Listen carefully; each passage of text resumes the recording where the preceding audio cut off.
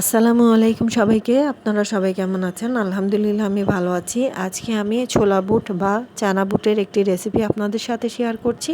আমার এই রেসিপিটি যদি আপনাদের এতটুকুও ভালো লেগে থাকে আমার চ্যানেলটিকে সাবস্ক্রাইব করে আমার পাশে থাকবেন। লাইক, কমেন্ট, শেয়ার করে দেবেন। চলুন দেখতে থাকুন আমার এই ছোলা বুট বা চানা বুট ভাজার ভিডিওটি। আমি এই রেসিপিতে প্রথমে আমি ছোলা বুটগুলোকে বা চানা বুটগুলোকে আমি ভালোভাবে ভিজিয়ে নিয়েছি। 7 ঘন্টার মতো ভেজানোর পরে আমি ভালোভাবে সেদ্ধ করে নিয়েছি, সফট করে নিয়েছি। একটা আলু দিয়েছিলাম, সেটাও সেদ্ধ করে নিয়েছি। এবার আমি একটি কড়াইতে তেল দিয়ে দিয়েছিলাম। ভালোভাবে হয়ে গেলে আমি পেঁয়াজ কুচি দিয়ে একটু বেরেস্তা করে নিচ্ছি। লাল লাল করে ভেজে নিতে হবে। পেঁয়াজের বেরেস্তা হয়ে গেলে আধা চা চামচ দিয়ে দিয়েছি আদার পেস্ট। এরপর আমি আধা চা চামচ পরিমাণ দিয়ে দিচ্ছি রসুনের পেস্ট। 1 চা চামচ পরিমাণ দিয়ে দিয়েছি এখানে পেঁয়াজের পেস্ট। এই ইনগ্রেডিয়েন্টসগুলোকে ভালোভাবে তেলে ভেজে নিচ্ছি।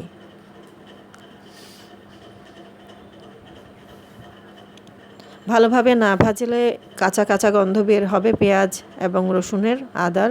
তার জন্য ভালোভাবে ভেজে নিতে হবে। যতই ভাজবেন এটি খেতে আরও বেশি মজা হবে। এরপর আমি স্বাদ মতো লবণ দিয়ে দিয়েছি। আরেকটু ভেজে নিচ্ছি। এখানে আমি 1 চা চামচ পরিমাণ দিয়ে দিয়েছি ধনে গুঁড়ো, 1 চা চামচ পরিমাণ দিয়ে দিয়েছি জিরে গুঁড়ো, আধা চা চামচ পরিমাণ দিয়ে দিয়েছি হলুদের গুঁড়ো দিয়ে আরেকটু নাড়াচাড়া করে নিচ্ছি। এখানে আমি একটু পানি দিয়ে দিয়েছি, কারণ পানি না দিলে মশলাটা একটু পুড়ে যাওয়ার সম্ভাবনা আছে, তার জন্য একটু পানি দিতেই হবে। দেওয়ার পরে আমি নাড়াচাড়া করে ভালোভাবে যখন ফুটে আসার জন্য আমি পানিটা বিশেষ করে দেয়া। তো এখানে দেখতে পাচ্ছেন আমি ছোলা বুটের সাথে আলুগুলো একটু ভাঙা ভাঙা করে নিয়েছি। এখন আমার সেই মশলার পানিটা সেদ্ধ হয়ে গিয়েছে। এরপর আমি ছোলা বুটগুলো এখানে দিয়ে দিয়েছি আলু সহ।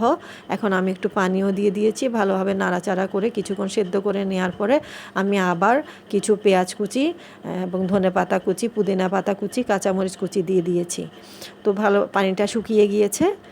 ভালোভাবে নাড়াচাড়া করছি, নাড়তে নাড়তে এভাবে মাঝারি জালে যখন পানিটা শুকিয়ে আসবে ছোলা বুট ভাজি একদম পারফেক্টলি হয়ে গেছে।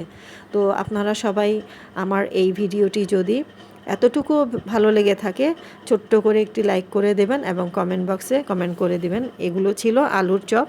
আলুর চপগুলো আমি নিজেই বানিয়েছি। আল্লাহ হাফেজ।